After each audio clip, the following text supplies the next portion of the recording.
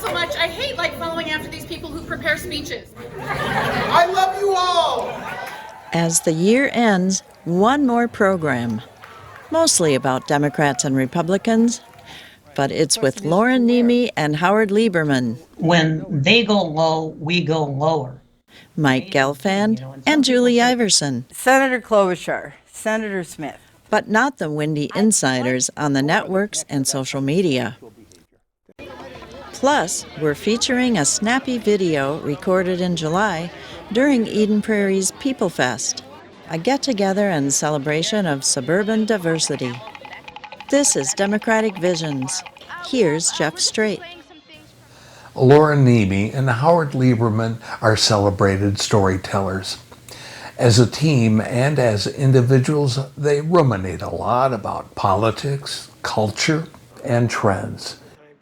During COVID 2021, I visited Howard in Stillwater and Lauren in Kenwood. That's a part of Minneapolis. So this is the low-priced end of the neighborhood, mostly. It was one of our best ever shows. I'll see you later, guys. Yeah. In early December, they returned to our Bloomington studio, knowing full well that fatigue with Twitter and political pundits have turned our brains into scrambled eggs. They had something to say. So I'm looking at the results of the election and I'm thinking, well, it wasn't terrible, but it certainly wasn't good. But look at the election results. And normally, the president's party in the off year loses a ton of seats. That's right. And this was different. And let me tell you, I think what happened, I expected doom and gloom. I expected the right to just take over both houses of Congress. And at that point, I think I was ready to move back to Canada. But you know what's interesting? I have a good friend who's a very well-educated man, a very good friend. He tells me, Howard, this is basically a conservative centrist country. And my ideas are too radical. I don't know if that's true, but I do believe that this is primarily a centrist country that leans left or right. And for a period of years, people on the extremes took control. And a type of almost mass insanity took over. And I think what happened in this election is people got tired of the insanity and were trying to crawl back to someplace normal. This presumes, of course, that there are choices to crawl back to. Because in many cases, the choice was between a so-so Democrat and a terrible Republican candidate. You know, where you do have good Democratic candidates, they had a tendency to win. So, I mean, Democrats who had the courage to say what they believe? Democrats who had the courage to take on abortion directly, who took on education directly, don't say gay.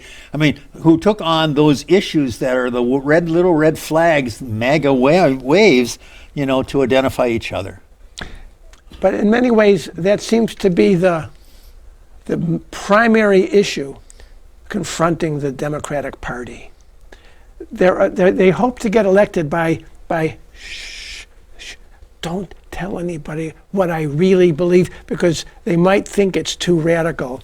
And you've got the right going, here's something even more radical than I said yesterday. And people, by and large, are not drawn to timidity. Right. Although they are frightened by, this is something more radical than I said yesterday, because basically what people want is they want some sense of stability in their lives. What scares them about the Democrats is not that the Democrats say we're going to have, medicine or health for all, but they have no idea what health for all means. They want something a little more specific. Republicans say, we hate gay people. Don't you? Republicans say abortion is a sin against humanity. Don't you feel that way? Republicans say, we don't want the government taking our money to put into the pockets of those people. And the Democrats need to stand up and go, let me say something else, okay? Okay. I'm beating my breast. Let me say something else. For a long time, the Republicans did, Democrats are tax and spend liberals. And what they would do, Democrats, would say, oh, no, we're not. Oh, no, we're not. Instead of saying, yes, I'm a tax and spend liberal. Wouldn't you rather have that than a tax and spend right-wing party? Because we're all going to tax you. And don't let anyone tell you otherwise. But how is the revenue going to be spent? And that's what distinguishes us on that issue. Okay. The Democrats don't do that. All right. Okay. So here's where I'm actually in agreement with you, and where I think I want to take a step further, which is that the fundamental problem I have with Republicans is that they've always said government is the problem, and every time they're in control, they prove the government is the problem because they don't do anything. Or they put people into government positions who undermined whatever that position was supposed to accomplish. Exactly. I mean, the thing is about Democrats, no, not even that. The thing about the working class in America is they look back to Eisenhower, they look back to FDR, and they said there were people who believed in working class values. There were people who supported, the basic human working class man. Eisenhower these days would be considered, an ultra liberal, because if nothing else, he had common sense, something the Republican Party seems to have lost. And the Democrats have lost the working man and woman in this country.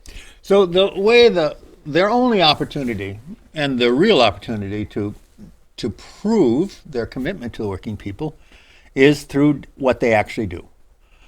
So at this point, what Biden has managed to accomplish in the first 2 years is of net benefit to working people. Mm-hmm.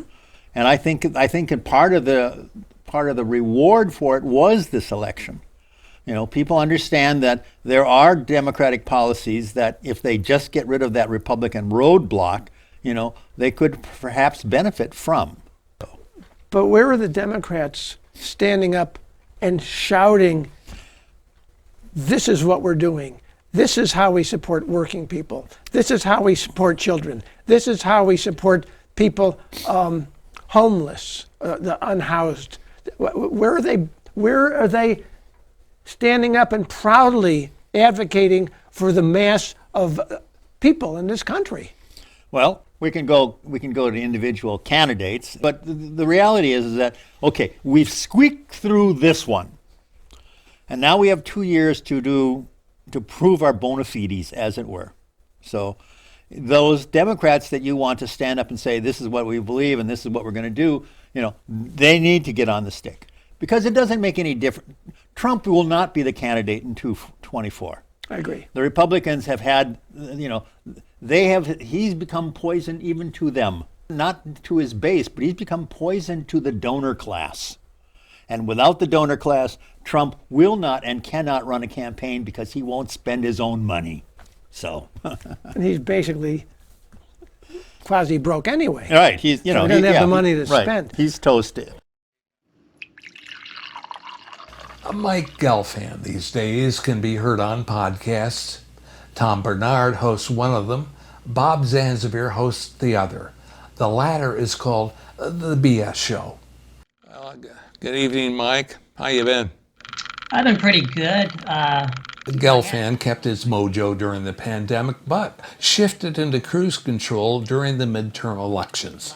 The senatorial runoff in Georgia, the mega cult, and there's more, of course. What about Tuesday night in Georgia? What's your reaction to that? Well, I really have enjoyed the reaction more. And my reaction is fairly pedestrian, but the reaction of the Republicans who elevated Trump and thus Herschel Walker to this position has been hilarious. They're all pointing their finger, at Trump, saying he ruined this for us. We would have won otherwise, as if they had nothing to do with it, when they should be pointing a finger at their mirror. So I find that to be somewhat amusing. The whole Herschel Walker thing, however, it was sort of a test, in my opinion, it was a tribalism test, basically. They fooled around for a while, the Republicans did, with strategies. Of course, they always start out with whataboutism, but there really wasn't that much whataboutism about Warnock. He had an argument with his wife and she said he did, that sort of thing. So after that, then they decided to just go the generic route, like I'm supporting Walker because he's not going to vote with Joe Biden every time. But it turned out that wasn't very effective either, because the thing is, you go into these elections these days, it is very much a tribalistic environment. You go into these elections basically with each side holding about 48% of the vote. Yeah. That would be in a state like Georgia, which is a state like most states where it's going to be pretty close every time. Yeah. But then, unfortunately, at times after that, the character rears its ugly head, and then that can be a problem if Donald Trump is the one who's been recruiting the candidate. So now, one of the things that disturbs me is that victory was very, very narrow. I mean, yes, I think Warnock should have won by 20 or 30 points, given who his opponent was. Well, and that's something to worry about. Well, it's something to worry about. It's something that we're going to have to worry about for a long time, because character doesn't really take you that far. I mean, Herschel Walker, it was, however, an interesting sociological experiment. And to me, if I were a Republican, I would be very pleased with the results, because you had there possibly the worst candidate ever. And what could you say that the good about Herschel Walker? He's a liar. He's a thief. He's he basically tried to strangle his children, and the one child he admitted to, his wife.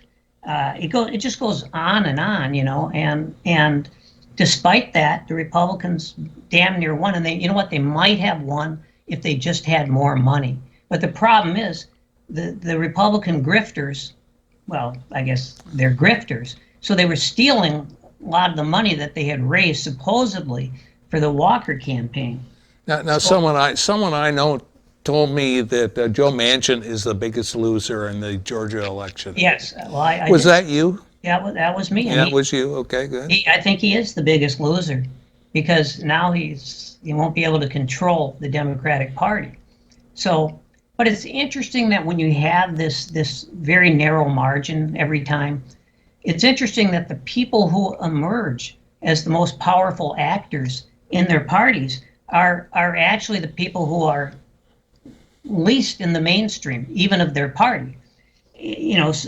Take Marjorie Taylor Greene now. She's still sort of an outlier. She's not the definitive Republican. We'd like to think that she isn't, but she probably isn't. But now, who's got all the power in the GOP? It's people like her and Paul Gosar and Matt Gaetz, because they're the ones who are willing to just take the party so far out to the right that they won't even support poor Kevin McCarthy, who's fulfilling his lifelong dream. So right now, Marjorie Taylor Greene, in order to go along with the majority, the vast majority, who will be supporting Kevin McCarthy for a Speaker of the House, she's likely to get her district, which is after all landlocked, may get its own naval base. I would like to just make a couple of comments about the formula for a winning candidate. It's not the candidate. We know that, right? Okay. What's the formula here? Well, as I think we all know, and I think remember Jesse Unruh? Yeah. He was the dictator, basically, of the California Assembly. And, he's the one who said that money is the mother's milk of politics. A very elegant statement, and sort of nauseating, too, when you think about it. Not that I have anything against mother's milk, don't get me wrong, but that's number one. We all know that's number one, is money. The second thing is lies.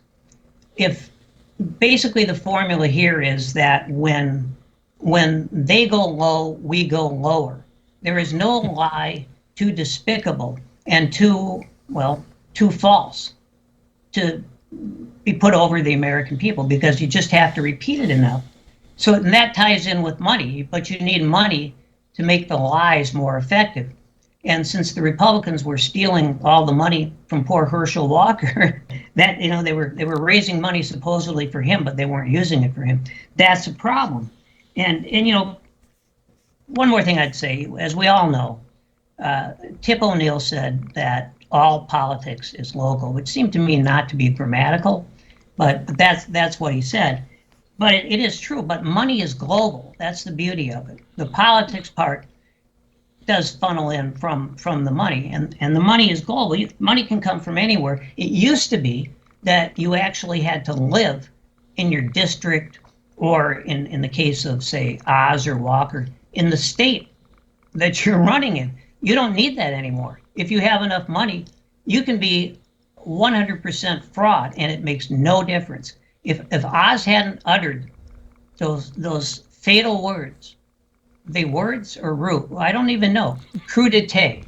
If he hadn't said crudité, we'd have a different majority in the Senate now. But there it was, and it always slips, doesn't it? Yeah. The local scene culturally, what's going on in St. Louis Park? Let's see, St. Louis Park. You know, there's not much going on. Every year we have the Parkathon, or whatever they call it. That's a big thing in St. Louis Park. And then the rest of the year, everyone just argues with each other. Mm-hmm. But it's pretty quiet right now. I live between the Jews and the Catholics, so there's inherently a lot of tension every day. Yeah. But I try to stay in. You know me, Jeff. I try to stay in the middle. What kind of form does that tension take? Well, usually it's different because the Catholics like to drink and fight, and the Jews just like to argue. So we're not on the same wavelength. Almost, though. Almost. We're getting there, I think. Okay, There'll be some sort of compromise. I have noticed a lot of my Jewish brethren they're drinking a lot more than they used to. It used to be a shanda, as we call it, a shame. For a Jew to be a shikker, that's a Yiddish word. Okay, good. Nowadays, it's all too common. Yeah. It's what assimilation, they took assimilation too far. They should have stopped at education.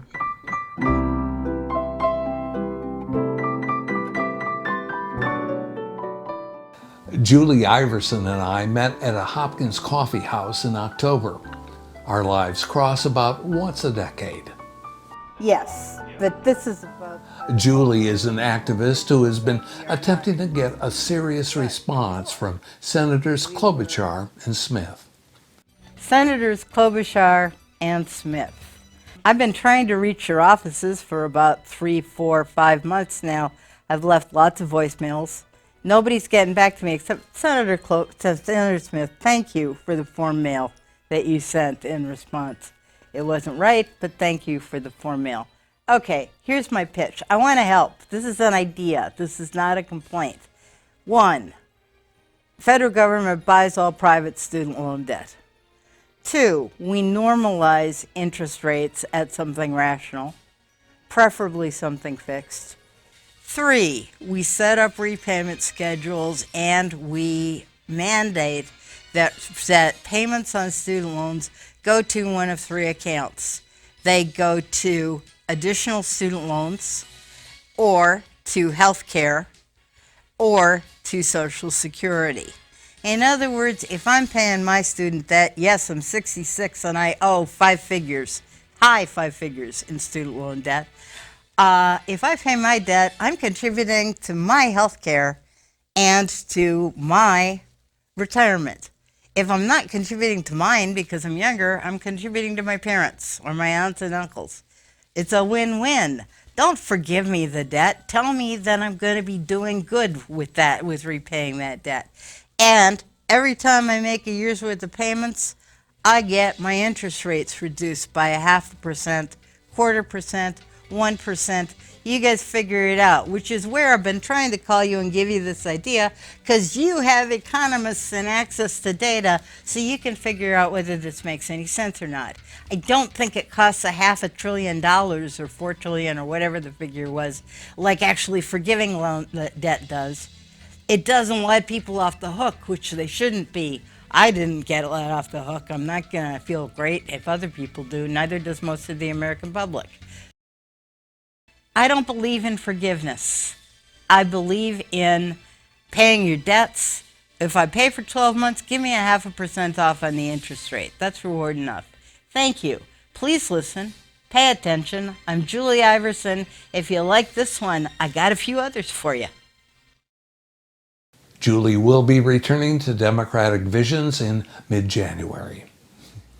The good people of Eden Prairie each summer stage a special happening in Starring Lake Park.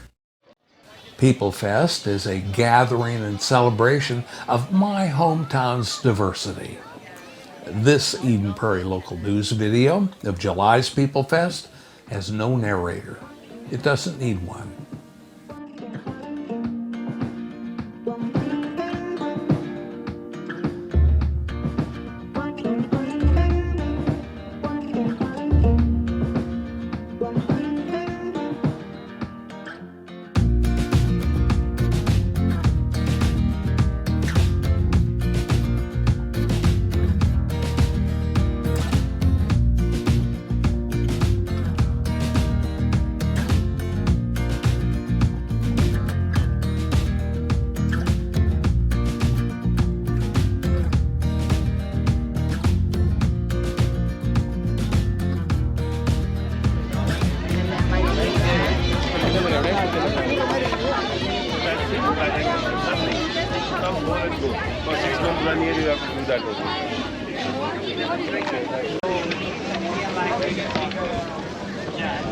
Trying to keep things from flying away.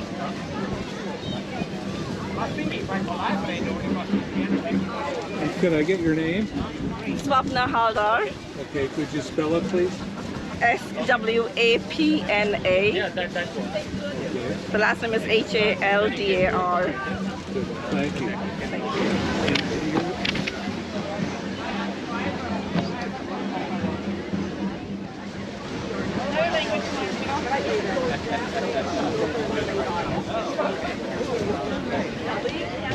So we are representing an Indian school called Manabadi. We teach a South Indian language called Telugu. So I'm one of the teachers, and I coordinate the center here in Eden Prairie. We have around 70 kids attending the classes here. We have been conducting the Telugu classes for the past 7 years, successfully running, and we are serving the residents of Eden Prairie, Chanasan, Chaska, Carver, and Shakopee.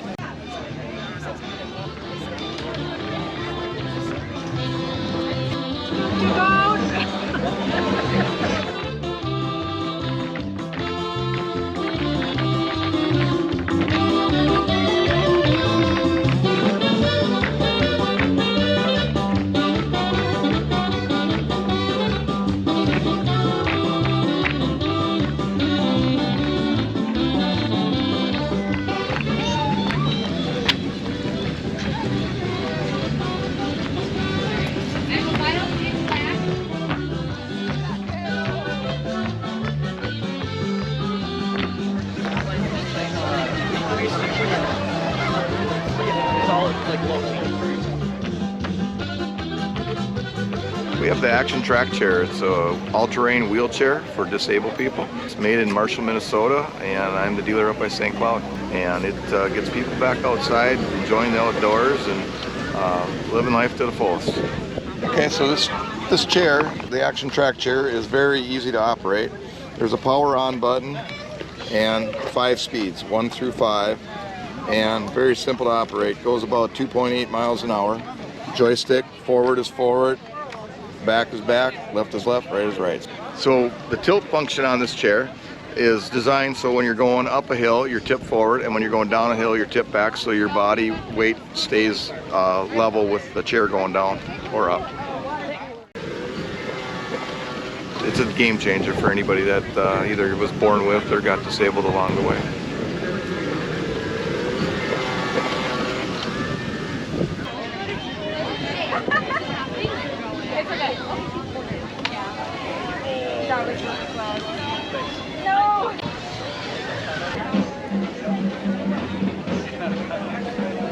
you got going here? We are here at the Eden Prairie Local News. We're hanging out here at PeopleFest. We're handing out brochures, getting people signed up for our weekly newsletter. We hope you'll sign up too.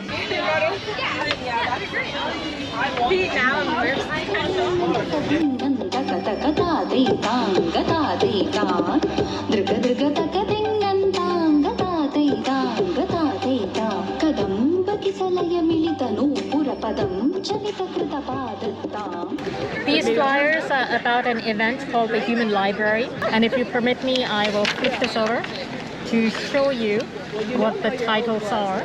And the time frames simply are telling you that these are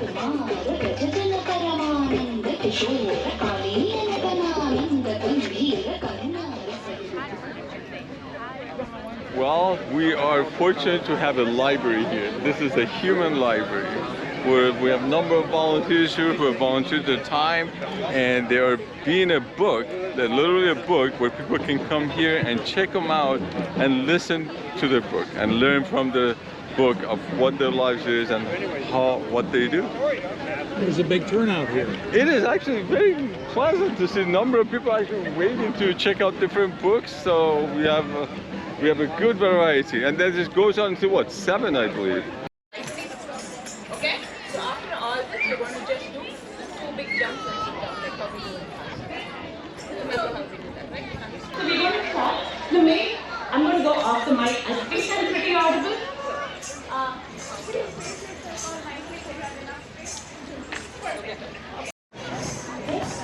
So I'm just going to start. Then you're going to hear the clapping of the sound.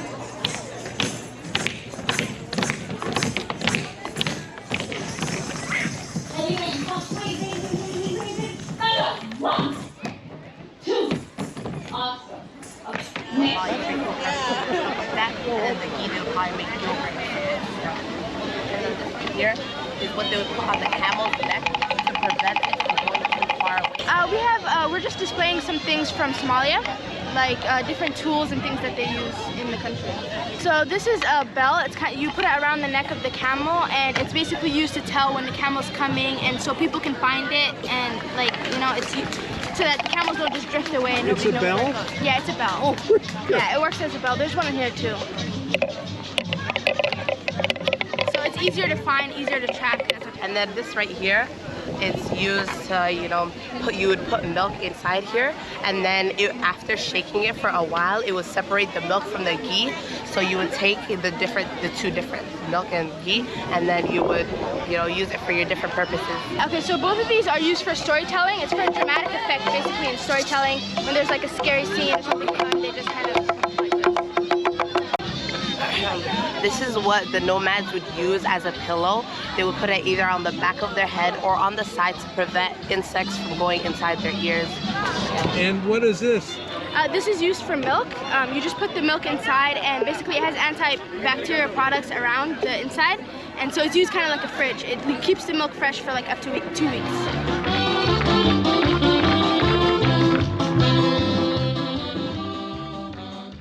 Thanks for being with us. We'll see you next time.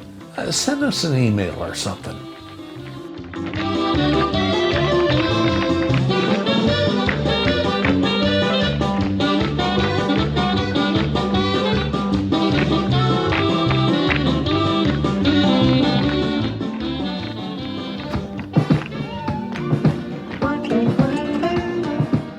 Democratic Visions is handcrafted by volunteers from Eden Prairie, Hopkins, Minnetonka, Edina, and Bloomington. Watch us on select cable systems and on our YouTube channel. This is Carol Sundstrom.